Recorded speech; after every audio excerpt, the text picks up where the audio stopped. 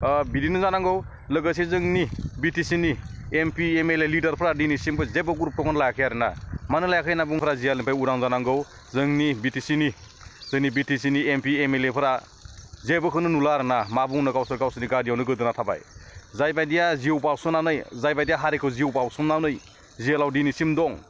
न'खरनि ओंखाम खबसे मोनजायाखै गथ' गथायनो मोखां नुवाखै सोरबा सोरबाथ' 8-9 बोसोर गाहाम जालांबाय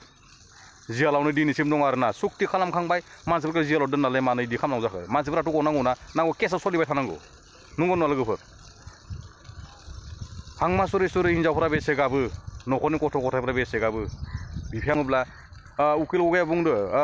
जेलाव थानाय जेसेबां एक्स एनडिपिफोर दं बिसोर गासैखौबो जेलनिफ्राय उदां खालामनांगौ होनना बुंदो जोंनि एमपि एमएलए जिखुनु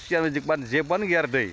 बिटिसिनि जिखुनु चिफ मिनिस्टारफ्रा जेबोआनो गैया माने गावबा गावनि गादिखौल' नायबाय दं माने बिसोरखि जेसेबां सिमां दङ गावसोरनि गथ' गथाय बिमा बिफा लोगो हमनो ओरैनो गावसोरनि न'खरखौ संसार दानायखौ जानो ओरैनो जेसेबांदि आखा खालामना दङ बिसोरखौथ' जिबनाव बावगारजोब्बाय आरो बिटिसि एरियानि एकदमबारे एमपि एमएलएफोरा गासैबो मा जाखो इदिबालाय सुक्तिखौ खालामबाय मानसिफोरा जेलाव थाबाय जेलनिफ्रायथ' मानसिखौ मुक्ति खालामनांगौ ना बिसोरनि बिमा बिफाया बेसे सिमां लानानै नेना दङ माला मोनफैगोन माला सफैगोन सोर सोरनाबाथ' 10 बोसोर गाहाम 9 बोसोर गाहाम जालांबाय बिराद नुयो फेसबुकफोराव गाबनाय होरनाय जोंनि बर' हारिया बिदिनो दिन थांसिगोन नामा एसे निजेनि मानसि होना नायनांगौब्रा गुबुन हारियासो मिनिनो चान्स मोनलाय लांसिगोन बिदि जायाना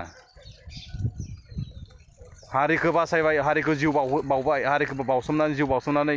जिउ गारनानै आखौ बिसोरखौनो जेलाव जोबफिनना दोननानै आखौ सुक्ति मुक्ति जालांबावबाय आखौ बिसोरखौ जेलनिफ्राय उदां खालामना होनांगौ बेफोरखौ माने जोंनि बिटिसि सरकारा एसेबो नुखाया माने